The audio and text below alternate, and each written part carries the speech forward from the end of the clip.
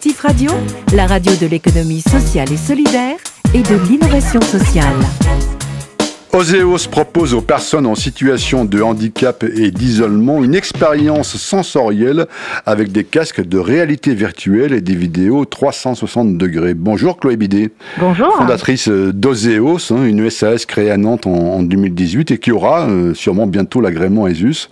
Vous allez nous expliquer comment ça marche, mais tout d'abord un mot sur le contexte et les personnes concernées.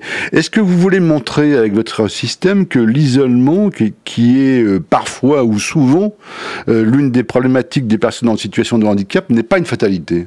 Tout à fait. C'est exactement ça. En fait, le contexte, c'est d'abord une expérience personnelle où moi j'ai pu, par l'expérience, on va dire, de mon frère qui est devenu tétraplégique suite à un accident de la route il y a 15 ans, j'ai remarqué qu'en fait, dans le parcours d'une personne en situation de handicap, que ce soit en établissement ou à domicile, il y a, je dirais, beaucoup de situations où on se retrouve isolé et notamment, moi je pense que c'est par rapport au regard des autres, ce qui est relativement lourd à porter, en plus du handicap en lui-même. Et en effet, c'est pas du tout une fatalité. Je pense que aujourd'hui, il est grand temps que les regards changent. Et mon objectif à travers Oséos, c'est que une personne qui est confrontée au handicap puisse changer de regard sur elle-même et en même temps faire changer le regard du grand public qui méconnaît le handicap. Alors expliquez-nous justement en quoi ça consiste et comment ça marche alors. Alors aujourd'hui, on propose la prestation de service. Concrètement, on intervient directement dans les établissements médico-sociaux, de l'enfant à la personne âgée, et on réunit 5 personnes. Donc 5 personnes vont vivre la même expérience simultanément au travers d'un casque de réalité virtuelle. Et concrètement, en fait, nous, on a conçu un système qui permet à ce que chaque personne, peu importe ses particularités, puisse vivre la même expérience, donc avec handicap ou pas. Et concrètement, on démarre la vidéo à partir d'un téléphone portable de façon simultanée sur tous les casques, de sorte à ce que les personnes vivent la même expérience et qu'on retire les casques pour avoir un moment de partage. C'est des vidéos 360 degrés, c'est ça, hein? Voilà, tout à fait. Donc on est en immersion dans un environnement type saut en parachute, montagne russe, ou alors des choses beaucoup plus décontractantes comme de la plongée par exemple. Combien de temps ça dure ? C'est des courtes vidéos entre, je dirais, 3 et 5 minutes. On a certaines qui peuvent aller à 7-8 minutes. Alors, c'est une expérience sensorielle qui se vit, vous avez commencé à l'évoquer, en groupe, si je ne me trompe pas, de 5 personnes. Voilà. Quel est l'intérêt de vivre à plusieurs et en même temps cette expérience virtuelle ? Parce qu'en fait, c'est comme, pour moi, la réalité virtuelle, c'est un médiateur qui permet l'échange. C'est comme un support. Donc, on va vivre cette expérience dans laquelle on va vivre des émotions, puisque la réalité virtuelle, l'immersion provoque, je dirais vraiment, voilà, des émotions, on a des ressentis.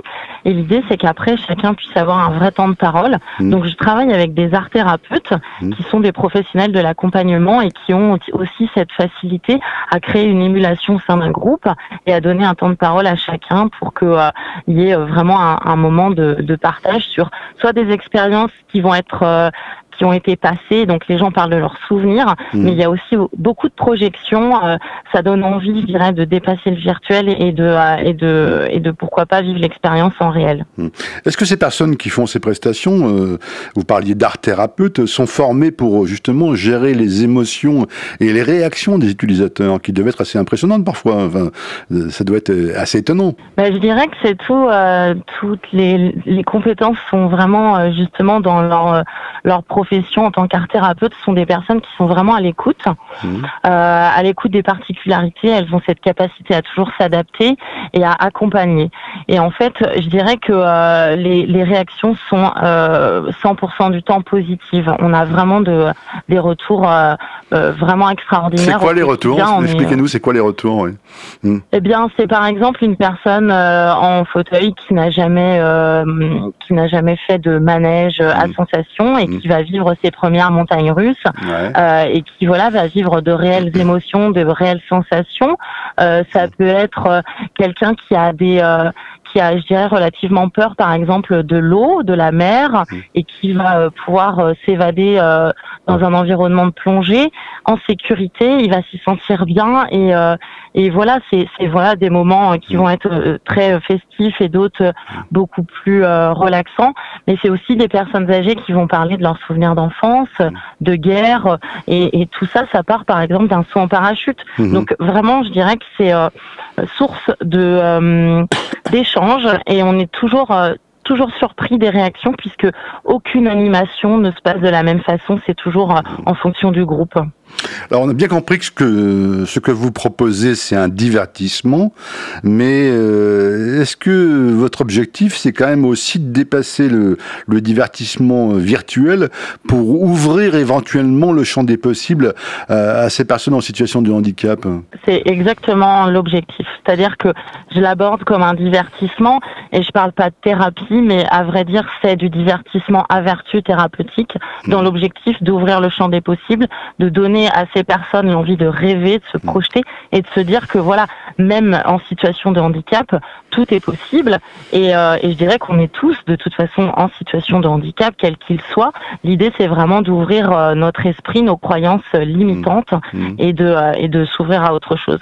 Ça veut dire qu'il y a peut-être des gens parmi ces groupes qui vont basculer dans la réalité, non plus virtuelle cette fois, en essayant de pratiquer oui, c'est ça l'objectif, de pratiquer donc réellement, quoi.